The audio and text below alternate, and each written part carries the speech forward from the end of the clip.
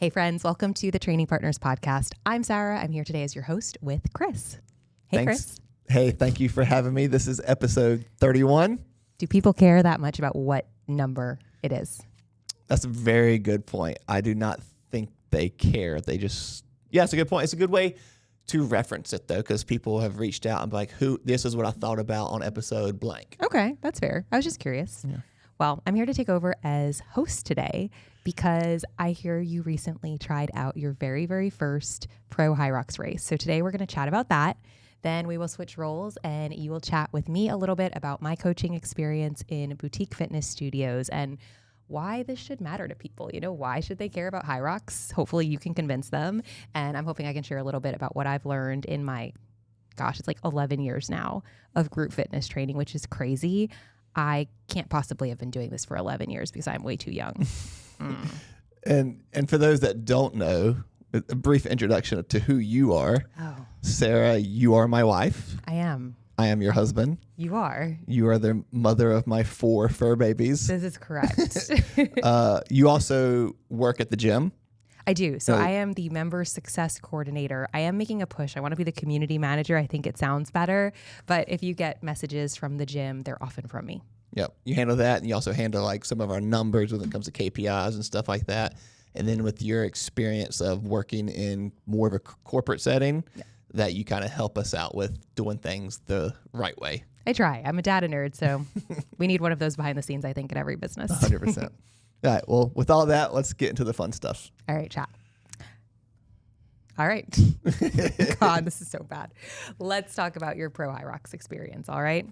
So, biggest question I think first is what made you decide to go pro? Because how many regular races have you done at this point? This was my 8th race, so I've done 7 before this. 3 of those were doubles, 4 were solos. The reason I wanted to do a pro race is because my ultimate goal is to qualify for Worlds. And to qualify for Worlds, you have to do a pro race to qualify. That changed this season. And me and my coach decided that once I do a 110 or faster open, I was allowed to do pro. So I did that at my last solo race, and then I went and did pro this past weekend. Okay, so be honest. Was it a nervous feeling going into this, or were you more excited about this opportunity? Yeah, it was a bunch of people asked me that. It was a weird feeling because like I felt like I was in the same shape I was in November. So it'd been 2.5 months since my last race. I don't feel like I got worse. I didn't feel like I got better either. I feel like because I took some time off to do a weightlifting meet, I got back into training, and it just kind of felt like my running didn't get better in that time. And a lot of that was on me. I guess 100% of that was on me. And yeah, so I was excited. I had ambitious goals, but also I knew that this was kind of just the baseline. So it wasn't an A race. It wasn't the most important race of the year for me. That makes sense. Were there any big surprises to you on race day? Did anything happen doing the pro race that was just completely out of alignment with what you had felt and experienced when you raced in the past? Yeah, I knew the weights. So the only difference between pro and open is the weight when it comes to the 5 weighted stations. And obviously they're all heavier. And I knew that going into it. I was prepared for it. I've been training at those weights. But it was still a little bit of a shock to the system. I'm like, oh, okay. Yeah, my adrenaline's pumping. I'm trying really hard right now. But this is heavy and the brakes are bigger than I want them to be on the weighted stations. I was tracking you as live as you can. I know it's hard. It's not completely live. And I do remember looking at your time on the sled push and the pull. And even though you've been training those weights, and I know that those weights are actually probably pretty easy for you compared to other people who come into Hyrox and don't have weight training experience, your time was like doubled from your open time for those weights. So I think in the moment, it's like, yeah, we can handle this weight, we can handle it, but the actual experience of doing it is like, okay, this takes a lot longer than expected. Yes, that was exactly how I felt. I took the same amount of breaks on the sleds as I do during the open, but those breaks were just significantly longer. That was the only. And I guess as I move it, I'm probably moving a little bit slower as well. Yeah. So weights are different. That's one thing that differentiates the pro race and the open race. Is there anything else? Like, do you feel like you were judged harder in a pro race compared to an open? I will say this is the first time I've ever had a judge say something to me. But I don't break the rules because I go into the race. I feel like, okay, I don't want to go off too big of a tangent, but there's way too many people that do a Hyrox that have no idea what the standards are. Okay. Just because they see it on the internet, looks fun. It is fun. And they go and just sign up and do it with doing little or zero research into what expectations and standards are. So I know the standards. I know all the rules. And literally the only thing I was told to keep an eye on was during my sandbag lunges. When I step my front foot, I kind of turn toe in. So I always have to, before my next step, I kind of rotate it. When I do that, sometimes I'll slide it forward like literally an inch. And they told me just to keep an eye on that to make sure not to do that. That makes sense. And I think too, like in fairness to people coming into Hyrox, even people with experience, the standards can be, I don't want to say confusing, but you have to keep up with them if you're racing solo, if you're racing doubles, it can be different. I remember when we raced together for the first time, we thought that the standard for mixed doubles on the wall balls was that both of us had to get the wall ball to the higher target. And that's not. And I was hitting the higher target and we were getting no rep and we had no idea why. So it's just little things like that you have to have your eye on. You have to understand so that you can strategize and hopefully not get no repped on, in my opinion, flawless wall balls. Your wall balls were, they were too good. That was the issue. They were just so amazing. Let's think about pace. There's a lot of strategy that goes into race pace. And I know I've listened to a couple of podcasts about this recently. Some people like to go out hot, start with a really fast race pace and try to maintain that. Others start out a little bit slower and build as they go. For you, what's your general strategy? And did you have to change that when you went pro? Yeah, so I didn't change my strategy. My strategy changed after Audra and I did our first race because you hear so much about like, don't go out hot, don't blow up, all that good stuff. And I agree with that 98%. Okay. But then when Audra and I raced, it was very much like, let's just go. Like, before that, I would get in the back of the tunnel. I would sit at the back. Me and Audra, we got like toes on the line. We're at the front. Me and Jordy did the same thing. And like, we had really good times. Audra and I 103. Me and Jordy are 101. It's like, okay, so to do those times, you need to treat it like a race from the get-go. So I do believe in not blowing up on that first race, the first round.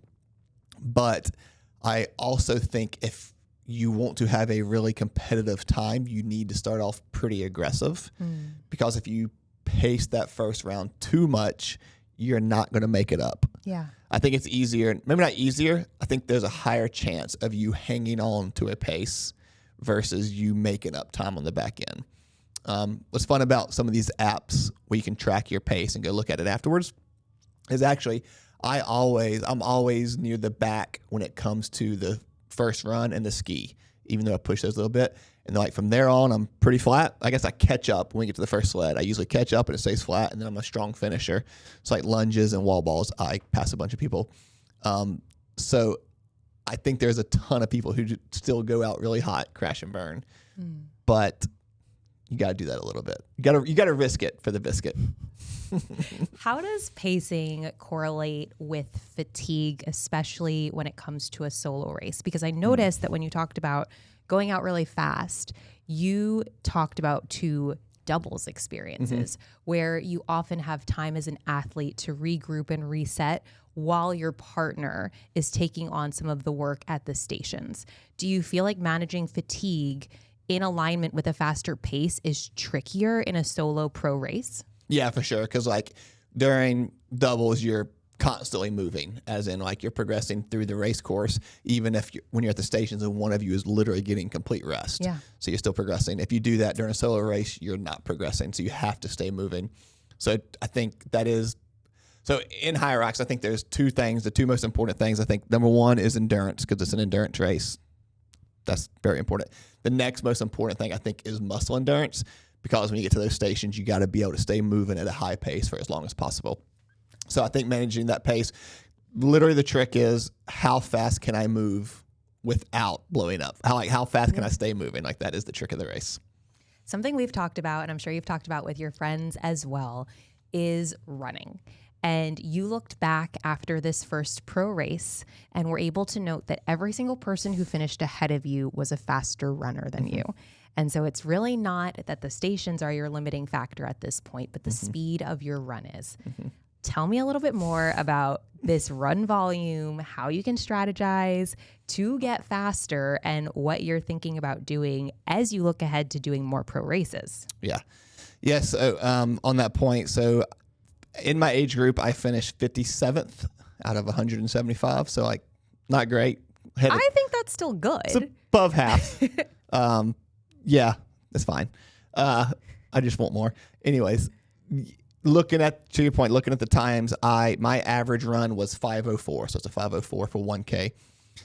I literally clicked on all 56 people in front of me and looked at all of their times. There was one guy who had like a 4:58 pace, but his 7th run was like 8 minutes. He must have had a cramp or something, or ran an extra lap.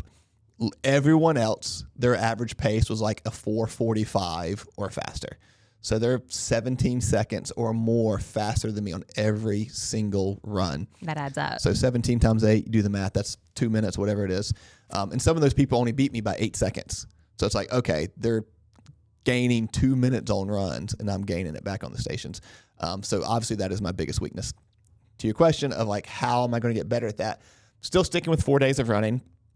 One day is more of like a threshold run, which means like at your lactic threshold pace. Another day is a tempo pace, more around 10K pace. And then I'm doing a compromise run on my Saturdays, which is like run, do a station, very similar to the race. And then Sundays, kind of my zone two pace. What we're doing different, Maria, my coach, we chatted about it, is shout out to Apple for the update. I'm actually able to pace my runs a lot simpler now. I can build them on the app. They literally just rolled that out last week. And I used it for the first time, and it was very good. Was it? It's a learning curve on my part. It wasn't perfect, but it's better than not having it. You saw me get frustrated because I had to build it 5 times before I got it to actually work. But basically what we're doing is instead of a lot of just steady state paces, is we're going to do like, hey, here's the pace you need to maintain for this amount of time. And I'm actually going to do it. Not saying she wasn't programming that before. It was more of like, I was more concerned about the volume of running versus the pacing. Yeah. So the pacing is now more important. Well, that's exciting for you and not me, because it means more time running. He runs a lot. I'm looking right in the camera, a lot, y'all. But I'm glad that it'll help, because I know you want to be competitive. And so on that note, let's talk about the pro field, how competitive it is, and the pressure that comes along with wanting to get a spot at Worlds. Yeah. So the way it works is, depending on the event, the top 2 to 3 in each age group gets a spot at Worlds. Say the person that finished first already has qualified, then it kind of rolls down. So 2, 3, and 4 would get the spots. And it depends on which venue you go to, because like some races, the top 3 in an age group can all be sub an hour. Sometimes it can be a 105 gets you in. And kind of my game plan is, when I turn 40 in 7 months, it's slightly easier.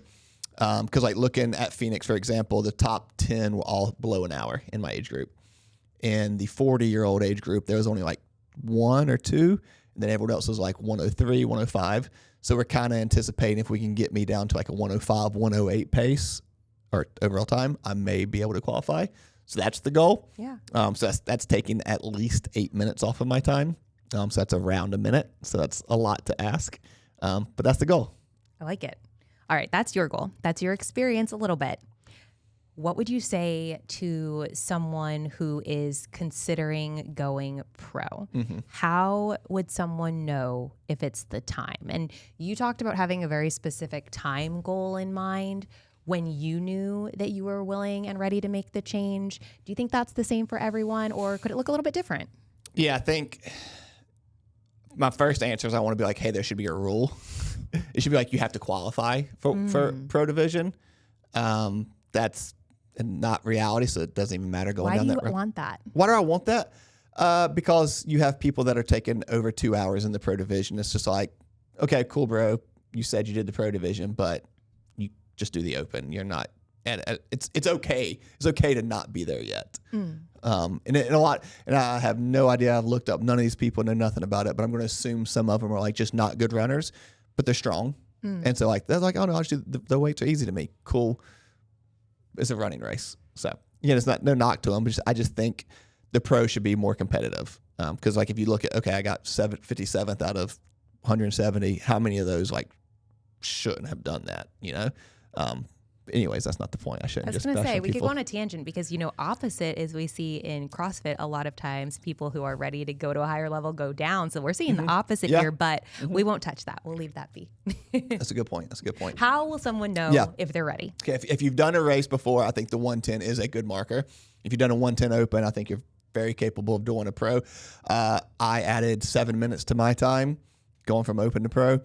I think the average is probably going to be 5, maybe it's 7, maybe like in the 5 to 10 range is probably what someone will add if they haven't improved their running in that time. But then there's some people who just like are really good runners who really struggle with the weights. I still think they should give it a shot just to like see what it feels like. If you've never done a Hyrox before and you're considering starting with a pro, I would say some like baseline numbers, an easy one to measure like your 5K. If you can't run a 25-minute 5K yet, maybe we should start with open for running numbers. If we're talking strength numbers, I don't know, if you're a male and you struggle to squat like over 250 pounds, maybe that's a marker you should be able to hit. And for a female, that's probably like 185, something around there. And that part's harder to measure, but I would say the 5K time I think would be get it under 25 and then you'll be fine. What about mental readiness and the attitude that it takes to perform at a pro level? Do you think it's different than what you need at an open level? I think a little bit. I mean, even in the tunnel, there's a MC in there. They try to like get you hyped up and stuff. Shout out to our guy who since we were in Phoenix, gave us a good old Pat Tillman speech. But he was like, this is the pro division. You know what you're doing here. I'm not here just to get you hyped. So it's like, they even try to treat it a little bit differently. They try to treat it like, hey, you're actually doing this because you're trying to be competitive, not just to like my marathon. My marathon was just check a box. And a lot of people are doing a Hyrox who just check a box, which is perfectly fine. It's a cool, fun experience. So it does get treated a little bit differently, I think. And I think that's a good thing. What were you telling yourself as you went through the race? Did you have a mantra or something that you were focusing on? Or is that just not what you do? You just kind of run and let it go? That is something I honestly struggle with because a lot of times I want to be really good and be really competitive, but I struggle with like taking that next step of like being comfortable in the uncomfortableness and like quote unquote going to the dark place, whatever phrase you want to use. The pain cave. Yeah, that sure. Like there's a reason I can't stand David Goggins. I struggle to go to that place, but I want to be really good.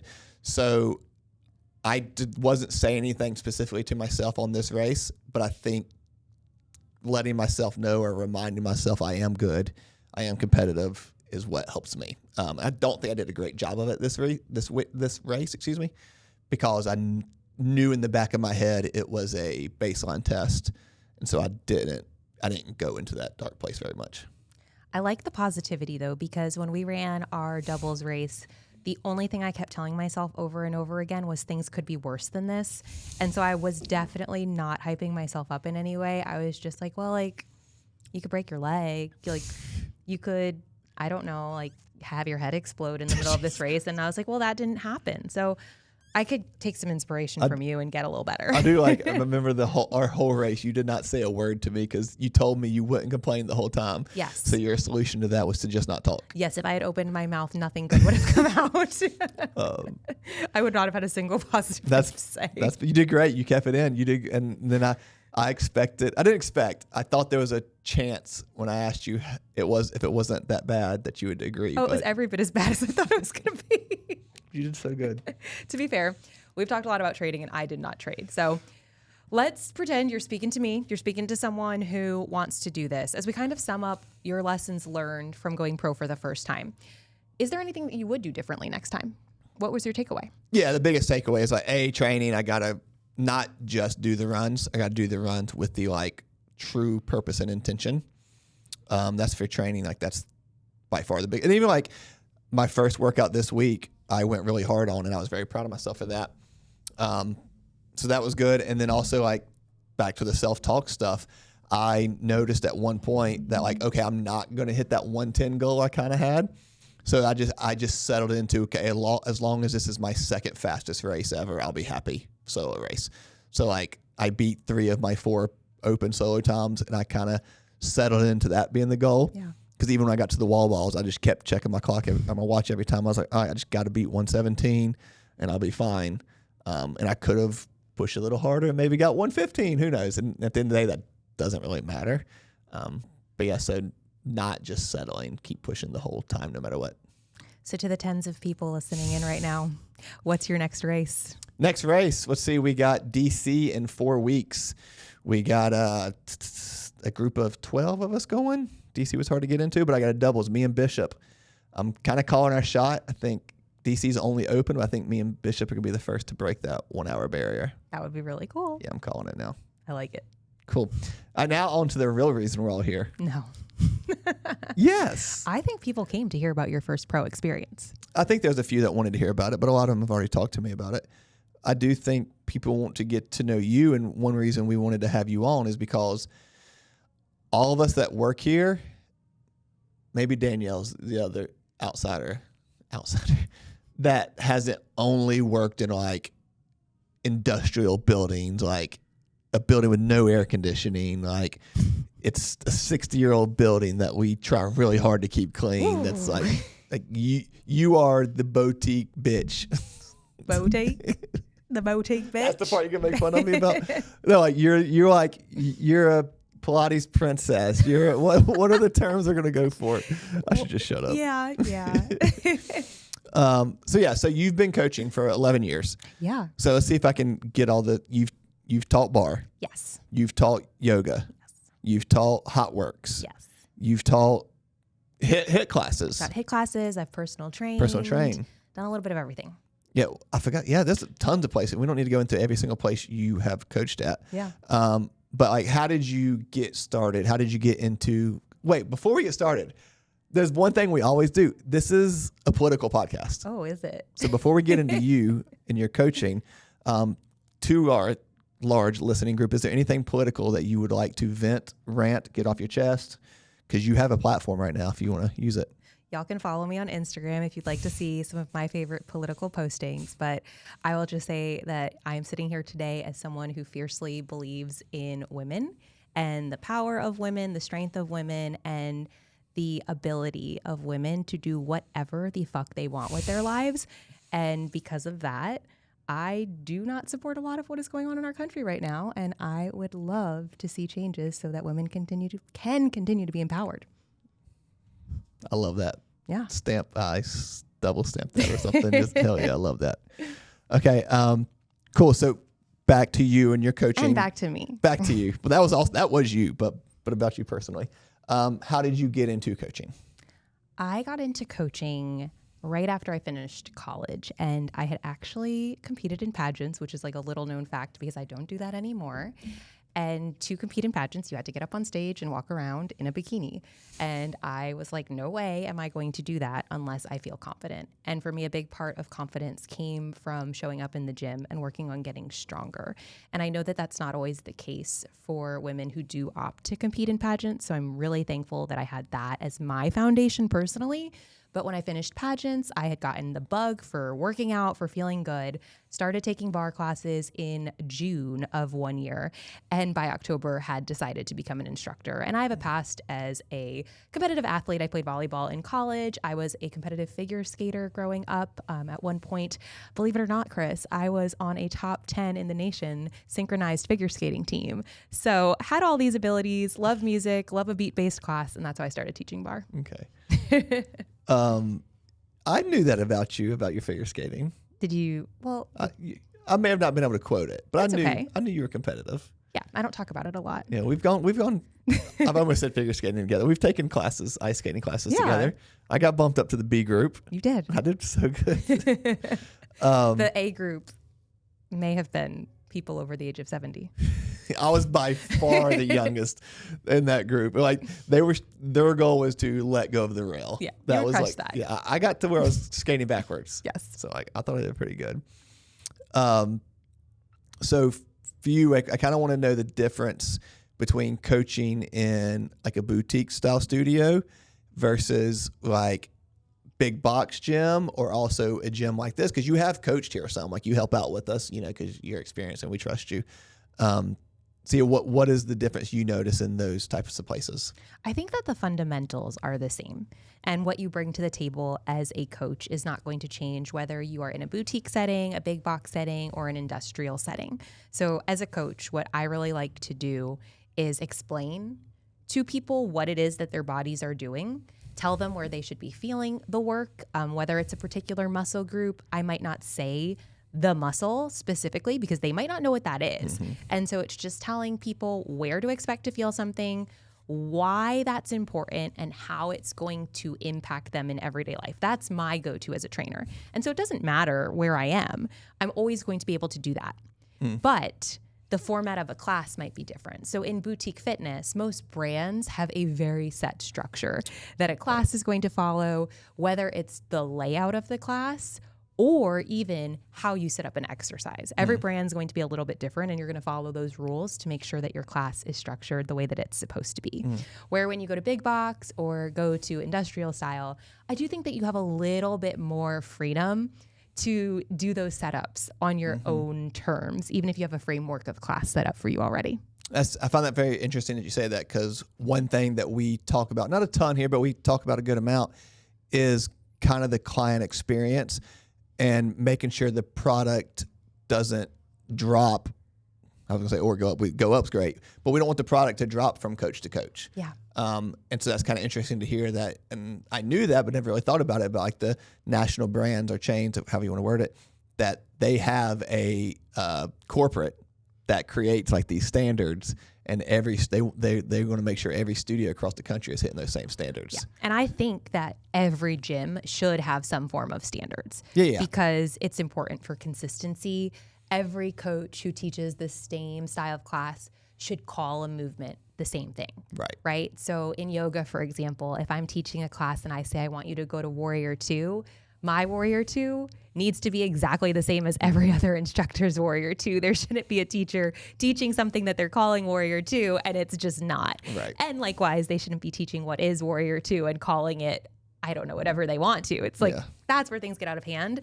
So just finding that consistency, I think, can be huge. And it also helps these big brands. If someone moves, they can immediately lock into a community in their new city. Or if you teach for the brand, you can find a job because you know the structure and you know what to expect. Yeah, there's some good benefit to that.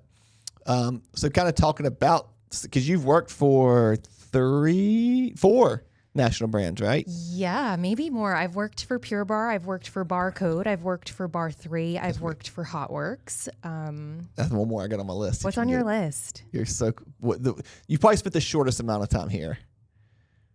Okay, just say it. Core Power. Oh yeah, I worked at Core Power Yoga too. I forgot about that. Yep. We're not gonna. They are not doing well this week, but that's political. So let's what not happened? go there. Well, without going too deep, they had a group of students who I will say might not have handled the situation completely the right way in confronting a group of corporate team members at a studio about their feelings on what's happening in Minneapolis. And as a result of that, every single student who was in that class that day was banned from the studio for 3 months. It didn't matter if they said something or not. They basically implied that if you were there and did not say something, that you were just like letting things go. I have social anxiety. If I walked into a situation like that coming out of a shower, I don't know what I would do. And so they just did a bulk ban. So interesting look for them. So the instructor was pro deportation? No, I think that, again, I don't know as much about the situation. And so this is one of those things where I don't want to get on a podcast and just sit here and pretend that I know everything that went on. But the basic gist of the situation is I think a sign was put up on the door of the studio trying to imply that was not welcome at the studio. So like ICE is not welcome here. We've seen signs like that at similar businesses. The sign was taken down. People were upset. The corporate team sent in representation. And again, like here's where both worlds collide.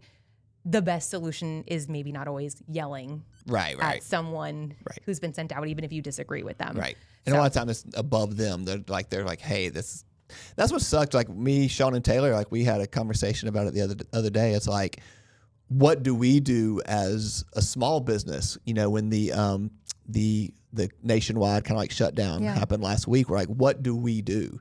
And you and I chatted about it. Like we talked a lot about it and thought about what to do because we want to be involved and we want to do the right thing. But it's really hard as a small business, especially when you have a bunch of people. There's going to be a bunch of people that think of different ways. Yes. And as a community, you do want to be a safe space as well. So I loved that a lot of gyms in Charlotte opted to stay open for the day as a place where people could come and gather, maybe talk to other like-minded people, get a workout in. Some studios even offered a free workout. Many studios and businesses donated money that day to local organizations here in Charlotte that support immigrant families in need. And I thought that was a really beautiful response.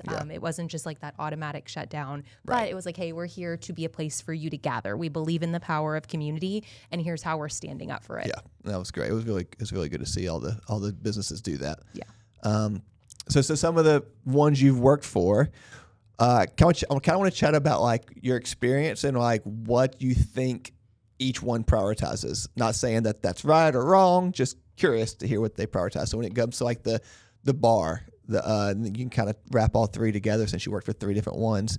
What would you say that the biggest focus is on those type of studios, bar classes? So a lot of people are saying that bar is having a comeback right now. For sure. I feel like it is. Come on. We never fell off. I've been involved in bar and consistently for all this time. But bar is apparently having a big comeback. I think it's because bar does prioritize a workout that women, mostly, men can come to, but mostly women can incorporate into their routine with ease. So the idea is that bar is very low impact. So you can come in and take class 5 times a week, and you are going to be sore, don't get me wrong, but you can take, 2 days off, still consistently get to class and continue to build. Another thing that bar has done a really good job of in the last 3-4 years is addressing the fact that women, again, in order to be healthy as they age, need to start lifting heavier weights. And so almost every bar brand has introduced their form of strength training class. And I know it looks nothing like what we do here at Charlotte Strength, but these are women who historically had only been using 2-3 pound weights in very repetitive motion movements, who are now picking up a 20-pound weight and working on a squat or an overhead press, a chest press. And so that's been really cool to see. I think bar is generally low impact, generally very supportive community, and brings women into something that they can consistently incorporate in their life. So that's fantastic. On the other hand, Core Power Yoga has actually kind of done the same. They've also incorporated strength training, but they are more of a variety of yoga classes for your yoga needs. They are a corporate studio, so for people who are real yoga purists, it's probably not going to be the best fit. Yeah, they kind of whitewashed it, a couple years ago. Oh, yes, they did. But there is the opportunity. Every teacher is so different. Every class is so different there. So you can still build a great community and take a great class if you are there. And then with HotWorks, that is a virtual workout. You are in a sauna with a video screen in front of you following a guided workout that is based in consistency. So the workouts do not change frequently, if really ever at all, maybe just a little move here and there. But that's great for convenience, right? People who just want to roll in, it's open 24 hours a day, get their workout on and kind of do it on their own terms. Yeah. I want to give like my opinion on these places. Okay. Let's hear it.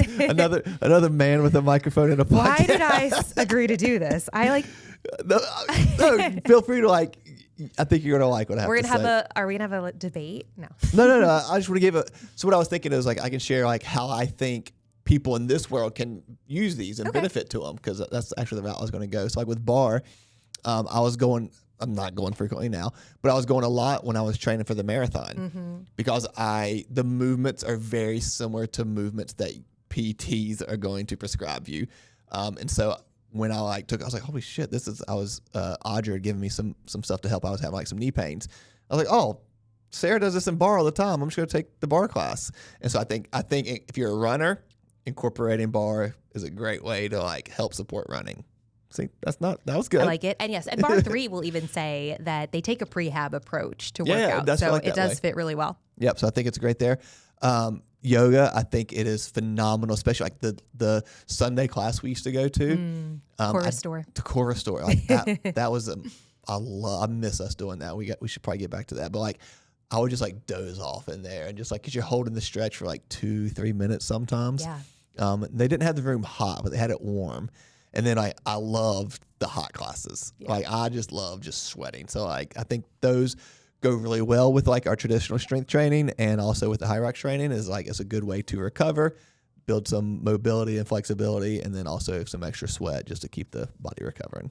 Yeah. And I think what's just so tough about fitness in general is that there are so many things that you can do. Yeah. And at the end of the day, we can't do everything. Mm-hmm. And I would much rather see someone plug into something that they enjoy and can do consistently than just kind of bounce around trying to find something that works for them. Yeah. And so I think that's a really good call out. Like so many of these things complement one another. You don't have to do it all, and you don't have to feel ashamed if bar isn't your thing, right? Or if doing weightlifting isn't your thing. Like there is something out there that you're going to do to move your body to feel better and to hopefully just set yourself up for success as an older person. Call me old? No, like when you're like 18. No, and then the last one was Hotworks. I think it's great for, I would say, beginners. I think it's a good way to like, cause if like you're intimidated, at most there's 3 people in a sauna. Very true. So like you're not, let's be honest, most people like wouldn't book a sauna if there's someone else in it. They typically try to get it themselves. So I think Hyrox is a great like entry level into fitness. You like get into the warm rooms. You can set the sauna to your temperature, and it's infrared, so it's not the 180. It's more around the like 130 is the max, I think. Yes, 135 I believe is the hottest it will go to. It might even just be 130. You're right. It's been a while since we've stopped by. But it's a good way, and like their thing is very much doing the same thing. And some people complain about this, but their kind of motto is like you do the same workout over and over and like master that, and you get really good at these movements. So like I see the benefit of that. So I think that's a good way like to build a really strong base. So I don't know about incorporating that with it, but like to your point of like doing something good. If you're brand new to fitness, you just want to get into it. I think that's a good place to get started. I agree. Okay, how, in your opinion, when you're coaching at like 4 different places, how does your style shift across? Like, okay, you're teaching a yoga class here, and now you're flying to New Orleans to film a spin class for Hotworks, and then the next week you're back into a bar class. Like, how does your style shift from those? You're right. There was one point in time where I was doing that. Yeah, I know.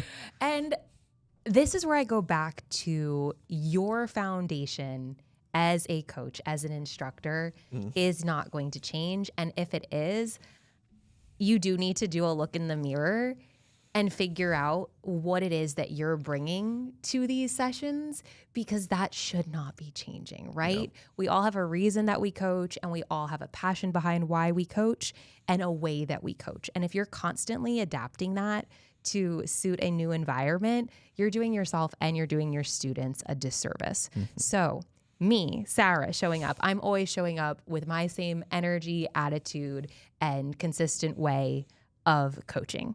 For me, a lot of that is I like to make things very personal. You're never going to hear me say in a class, take that leg and do something with it. No, take yours. I'm personalizing it. I'm connecting it to you. I like to think that I bring people into a better relationship with their body and understanding what they can do.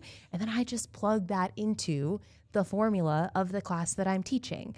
And so yes, the formula might be a little bit different at bar 3 compared to teaching a yoga class, compared to teaching a spin class, but you're still going to consistently show up as yourself, as an instructor. And if you're not, again, you need to revisit and figure out why. Why you're doing it. Yeah. It's kind of funny that you went into that, because the next segment I have was like coaching skills that transfer everywhere, and you kind of nailed all of these.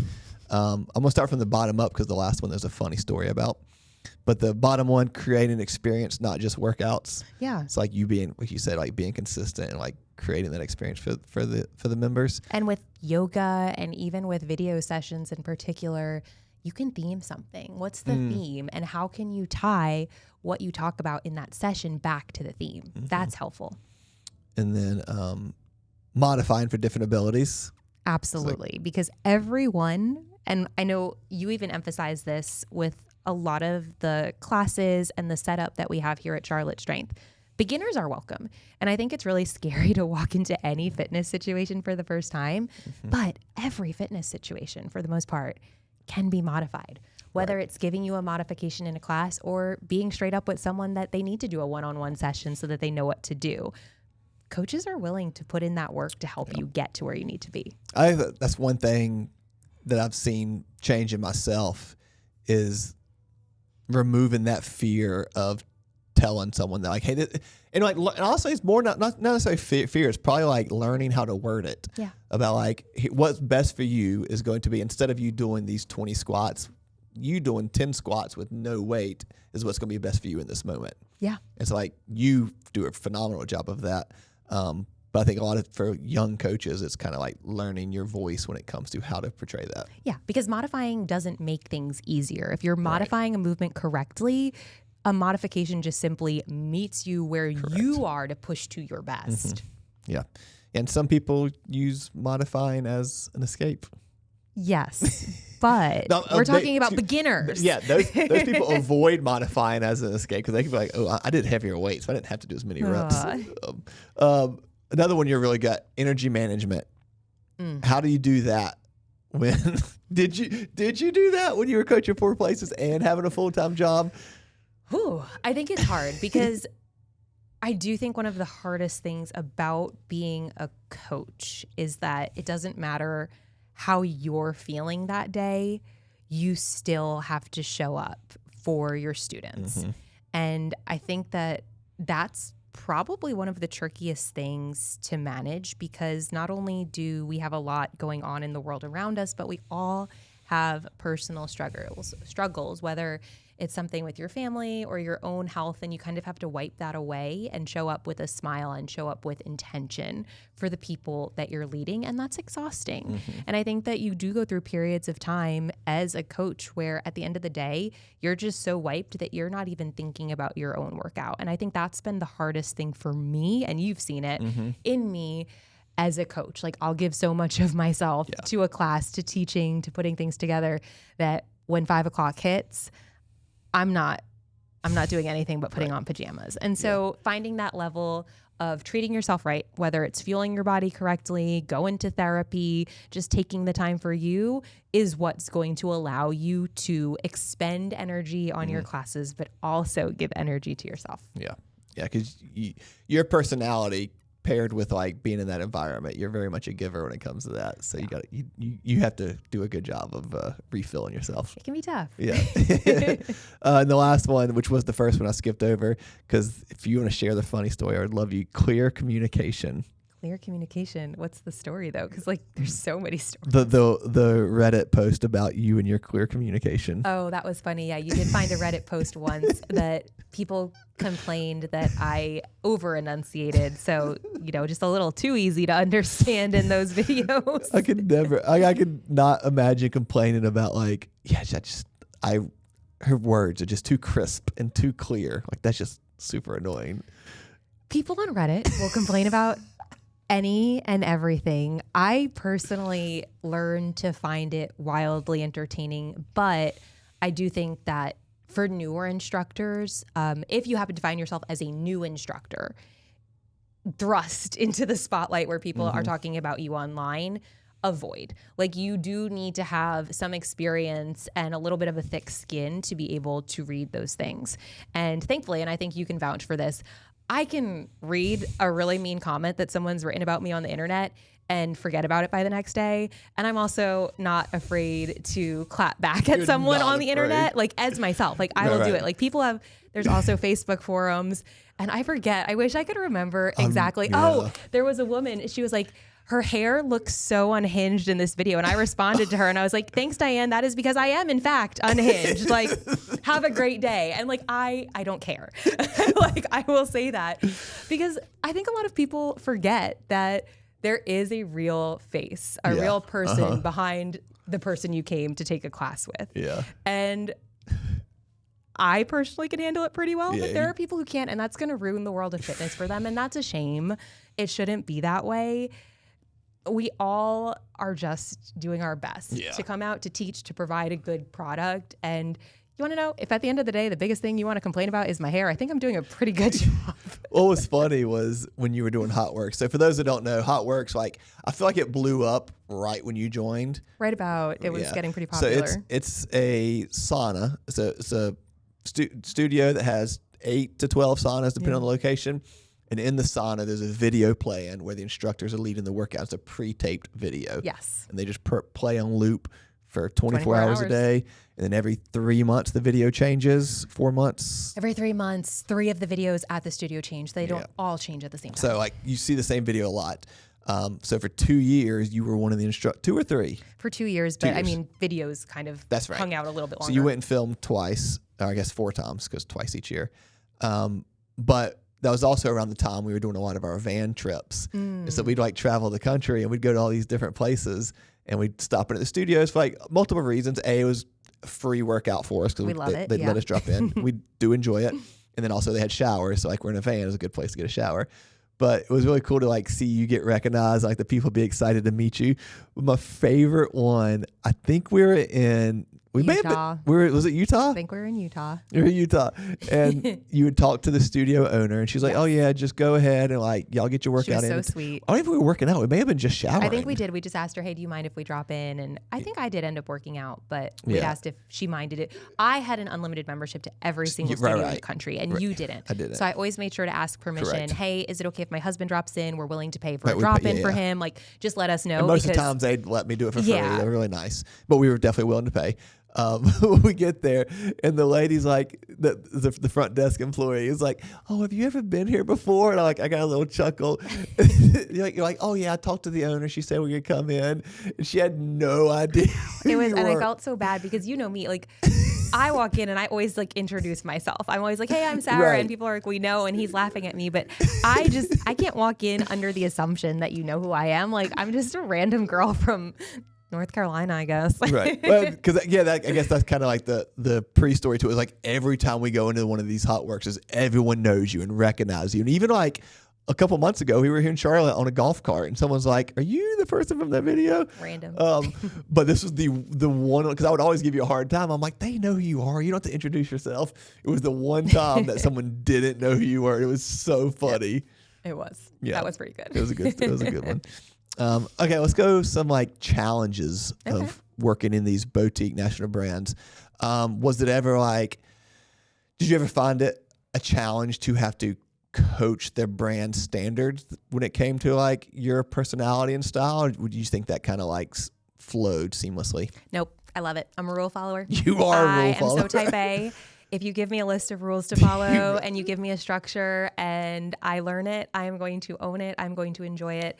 And I don't think that any of the brands that I have taught for, the boutique national brands, are limiting in terms of personality, right? Did you read this? No. Literally the next box is limited personalization. No. Okay. So sure, I might have to set up a exercise the way that you want me to set the exercise up, but I can still be myself when I'm coaching. I can still say something over the mic that resonates with me, that resonates with the clients. Like it does not have to be a script. I'm not following a script like bar 3 now says, at bar, we squat because we want to grow strong legs. Like you don't have to do that. You can make it fun. I've been having fun over the last week doing some dead bug weighted work and reminding people that if you slip and fall on ice, what does your body do, right? It doesn't go in one direction. Like one arm goes one way, one leg goes the other way. Dead bug, bring it all together by squeezing your core. I like to make it funny. I like to make it silly, and you're allowed to do that. Yes, that's great. Do you think someone new going into coaching, you think they would struggle with that? Or you think that would actually kind of be like, make it a little bit easier? Like, oh no, there's a standard. Bruno. Oh my gosh, that was really, you almost knocked the whole microphone down, the camera down. Do you think that'd be, for a new coach, you think it'd be good? Like, hey, I have a structure. I just got to go with it. And then I can develop my personality and coaching voice. Or do you think that'd be harder? From what I've seen personally, the structure is the easy part. The personality and the like class leadership, that presence is the hardest piece. Musicality, that's the hardest piece. You can teach almost anyone to follow a setup. I could give you a list right now. Hey, Chris, this is how we set up this position at the bar. Step 1, step 2, step 3. And you will easily be able to just say step 1, step 2, step 3. But if you're brand new to standing in front of a room of 22 people staring at you, the hard part is going to be, how do I bring my personality to this? How do I stay on the beat of the music? How do I keep people flowing from movement to movement? That's hard. Did you ever struggle with that? Because I feel like as long as I've known you, you've been good at it, but you were doing this 5 years before I met you. No. So the funny part, again, I grew up dancing. I grew up figure skating. I learned choreo. It's smooth. I went to Pure Barre training. And I submitted, you used to have to do, you probably still do, I just can't guarantee exactly the same process because it was 11 years ago. You had to do a test out video. So essentially you would teach a full class on video and it would get sent to Pure Barre corporate where it would be approved by a trainer. And mine, let's say, went in on a Wednesday, got approved on a Thursday. I got the email and one of our teachers messaged me, hey, I saw you got approved. Do you mind subbing the 6 a.m. class on Friday? Oh, wow. I did it. Yeah, no problems, no issues. Yeah. I do think the reason I've stuck with this for so long, because let's be honest, at this point in my career with my full-time job, I don't do this because I make money. It's not a huge driving force of income or a huge need for me to teach. I teach because I like this. Yeah, I have fun. Yeah. I'm like that kid. Like, you handed me a microphone when I was a kid. Now I'm not going to stop talking. I'm putting on a show. Yeah, you have a microphone at home where you do this I do. as well.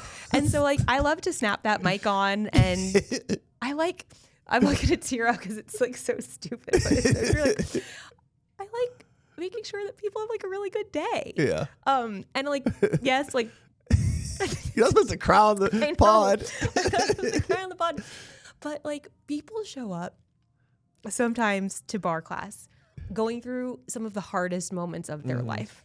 Like, in the last year, I've showed up to bar class going through some of the hardest moments of my life. Yeah. I've cried in bar 3 before. Showing up and being able to make someone feel like they have a little bit of power back over their body, over their mind. Like, how lucky am I to be able to do that? Right. I think that like what you just said right there was the exact point. A lot of these businesses wanted to stay open. Yeah. When like the national shutdown was going, it was like yes, we support the cause, but also we want to be here for people. Absolutely. And like be able to like have individuals like you who are able to provide that, still provide that. Right. So that's really cool to share.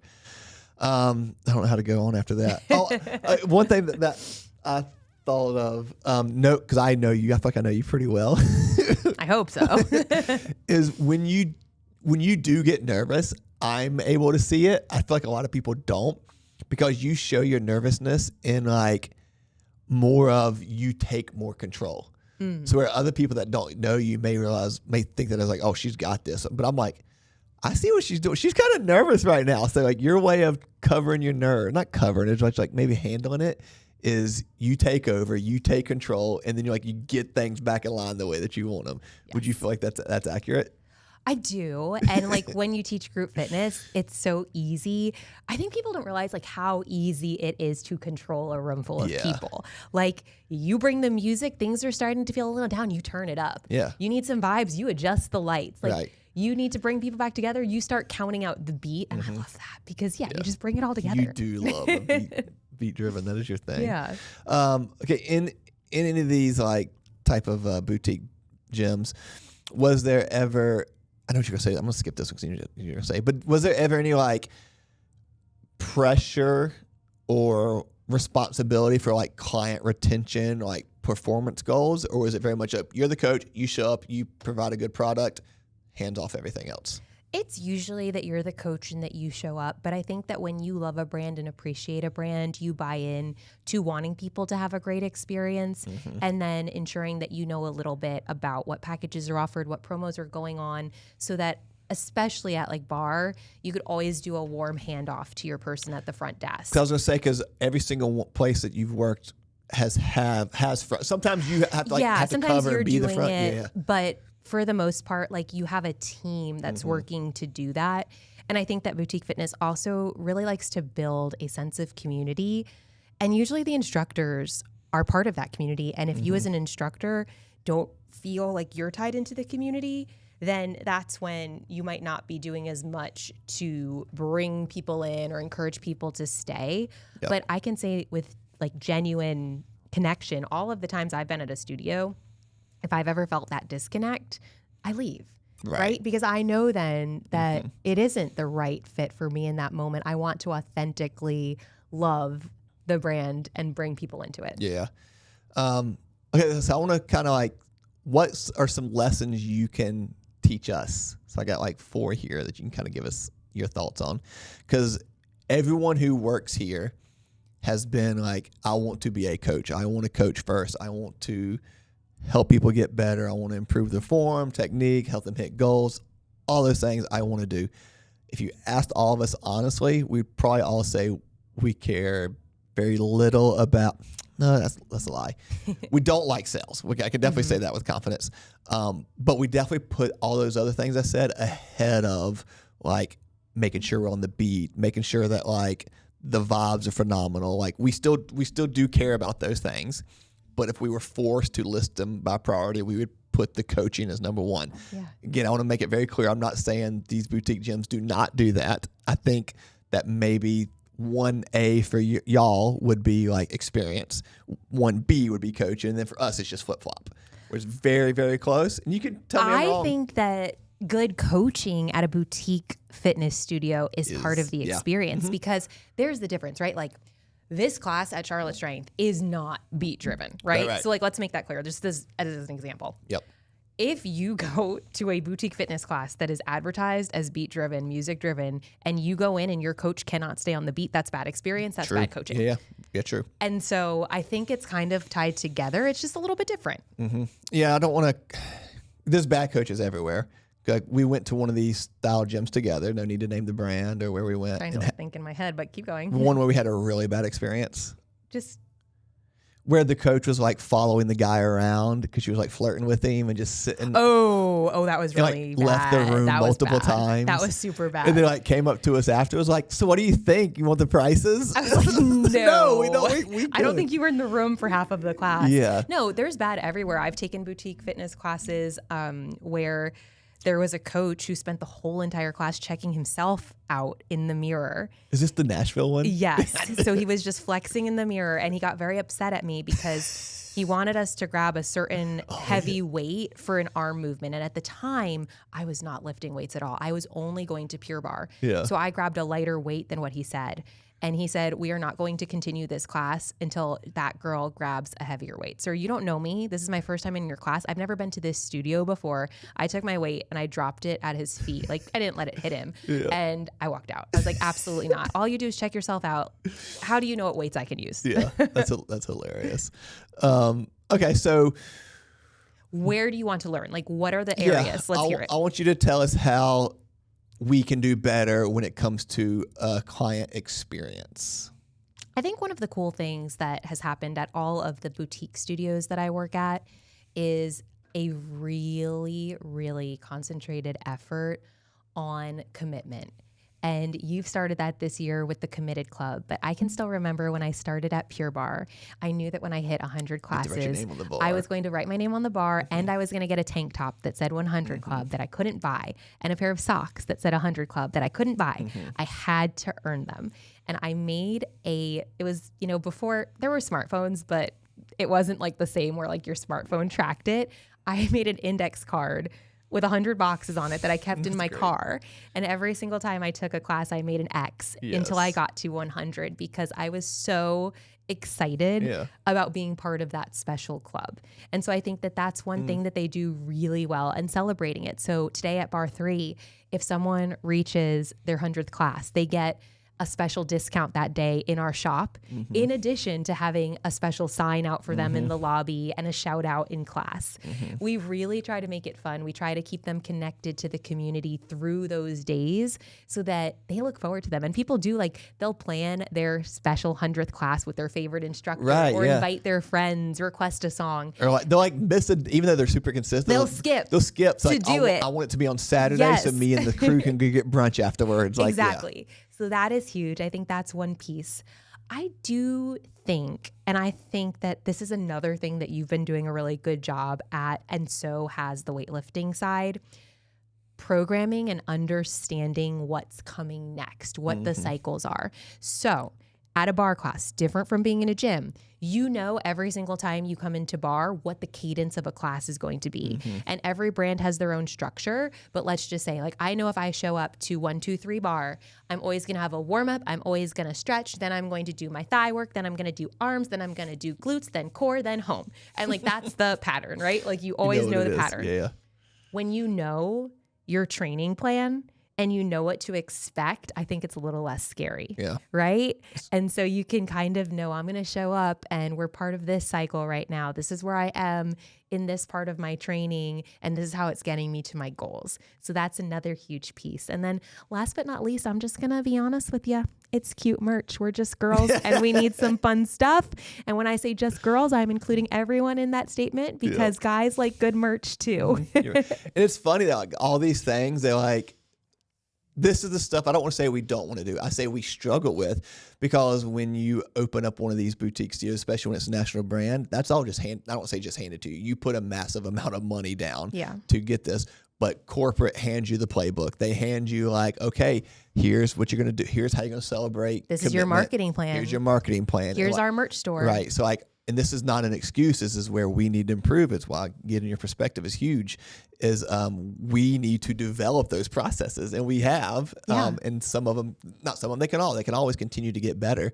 But we don't have the luxury of just having it handed to it. And again, it's not just handed. Like they've gone that route and purchased that and earn it and deserve it and all those good things. So that is one of the benefits of being at one of those type of studios. Yeah.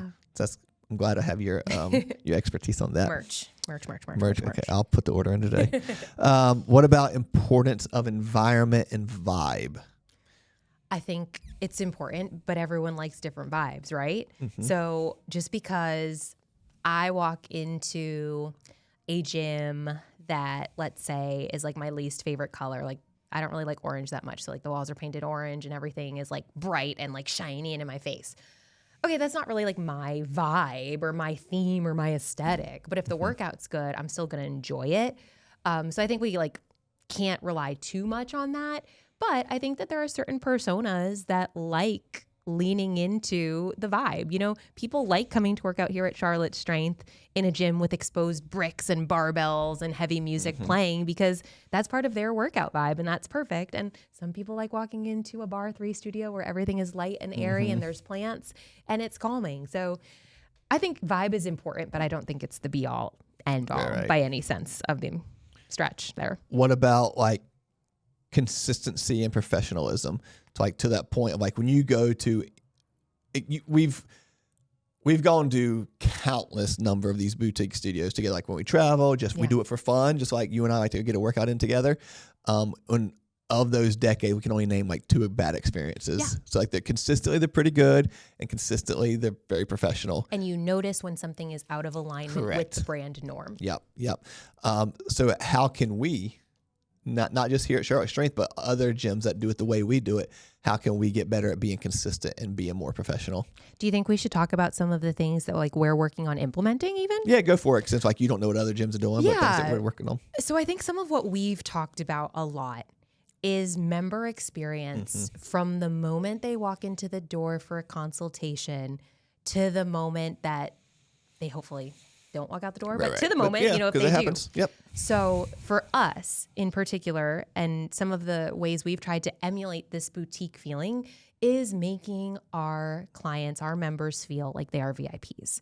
Because at the end of the day, they are paying a lot of money to come in here, to utilize programming, to utilize equipment, and to learn from the expertise of our coaches. So when they walk in, are we making sure that they feel welcomed, that their assessment goes well, that they feel like we have a strong understanding of what it is they are looking for and what their goals are?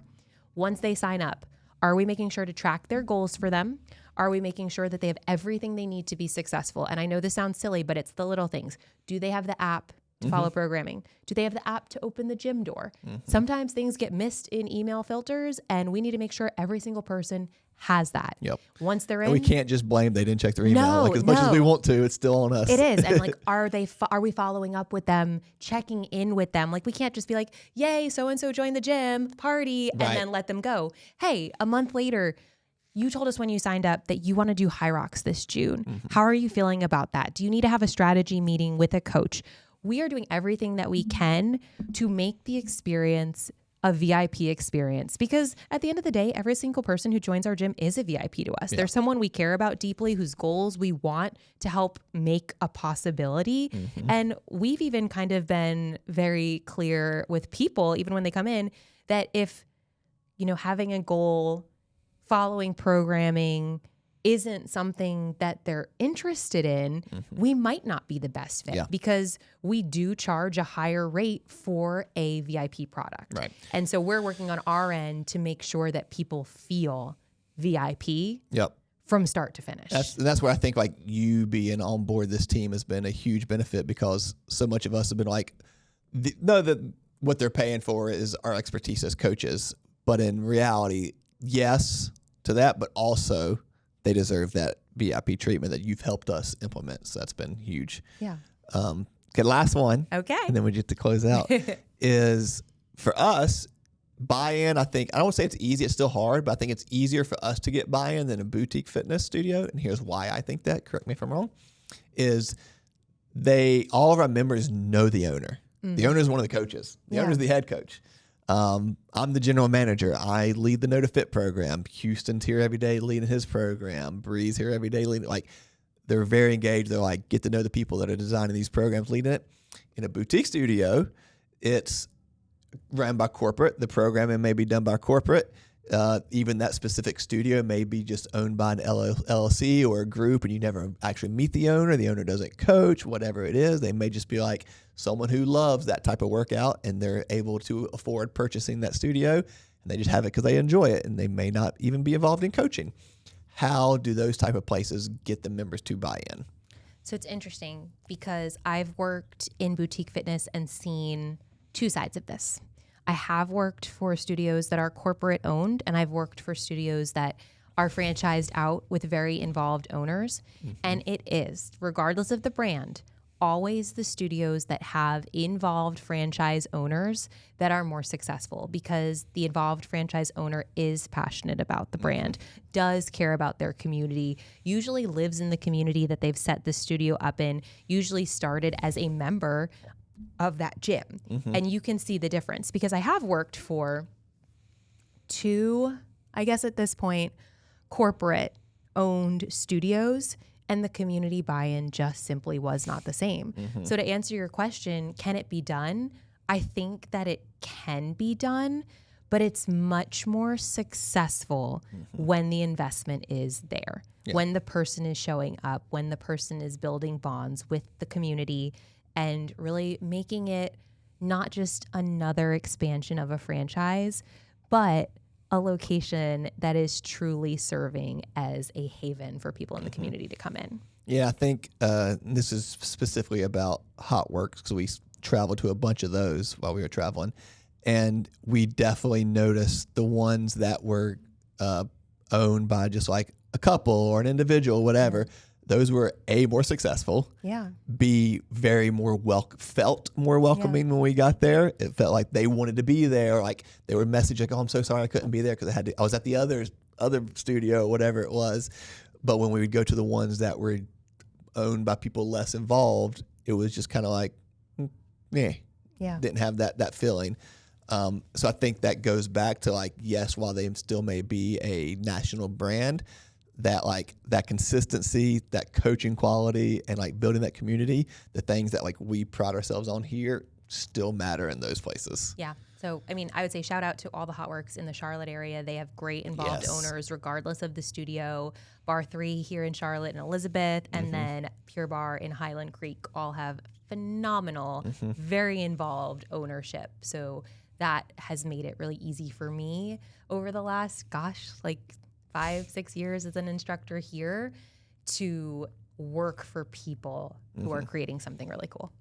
I've been lucky enough to meet some of them, and they're all like, you as quote unquote just a coach there, or whatever your title is that they've been so welcoming to me too, and like letting me come work out for free periodically, which is amazing. And like every time they see me, excited to see me and invite me to events. They've been really cool and treat it the way like a gym community should be treated. Yeah.